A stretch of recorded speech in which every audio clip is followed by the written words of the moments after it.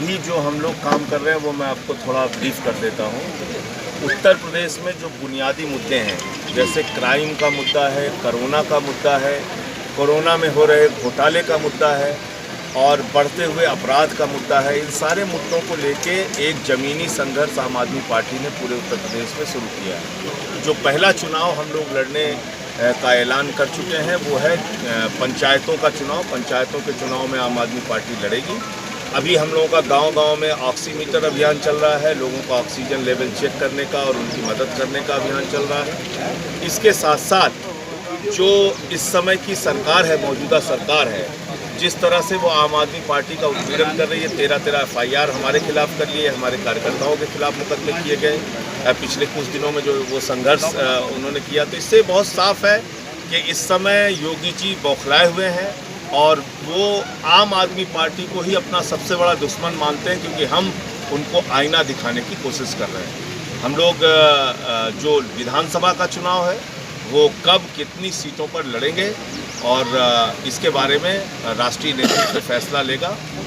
अभी हम लोग अपना संगठन निर्माण और जो मुद्दे हैं बुनियादी उसको उठाने के लिए काम कर रहे हैं। दूसरा, आपकी पार्टी जो है सत्ता में अगर आती है यहाँ पर ग्राम पंचायत स्तर पे या आगे भी चल के, तो जैसे दिल्ली में आपने सुविधा दी है लोगों को, बिजली वगैरह मुफ्त कराई है, तो इसके बारे में आपका क्या कहना है कि आप 4 प्राथमिकताएं हैं हमारी: शिक्षा, स्वास्थ्य, बिजली, पानी, कानून व्यवस्था और उत्तर प्रदेश में जो महिलाओं की सुरक्षा विशेष तौर से है उसमें CCTV कैमरों से कवर करना। ये कुछ प्लानिंग है, लेकिन हमारा जो मैनिफेस्टो बनता है वो हम जनता के साथ संवाद करके बनाते हैं। आज यूपी में जो भी सरकारें पिछले कुछ सालों में आई उन्होंने शिक्षा की ओर ध्यान नहीं दिया।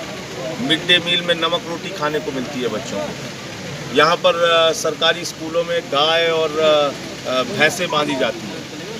दिल्ली के सरकारी स्कूलों में केजरीवाल साहब ने जहाँ मकड़ी के जाले लगे होते थे वहाँ एयर कंडीशन कमरे बनवाए हैं बच्चों के लिए। दिल्ली के सरकारी स्कूलों में स्विमिंग पूल का निर्माण हुआ है, 98% वहाँ रिजल्ट आया इंटर का।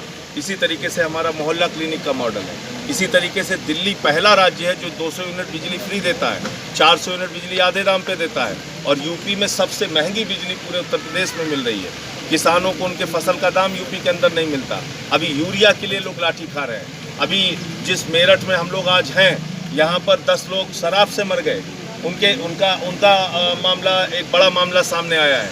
तो सरकार को जनता के प्रति, जनता के बुनियादी सुविधाओं के प्रति कोई चिंता नहीं है और हम लोग एक बड़ी प्लानिंग के साथ लोगों के बीच में जाएंगे। देखिए साहब, इस उत्तर प्रदेश में पहले से ही सपा है, बसपा है, कांग्रेस है, सभी पार्टियां हैं।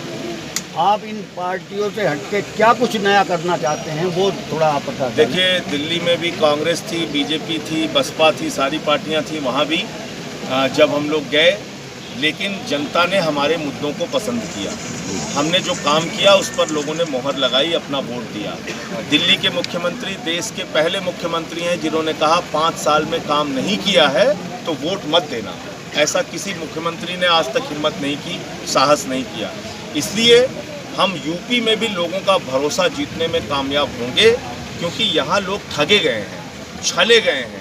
वर्षों तक उनकी बुनियादी सुविधाओं पे काम नहीं हुआ।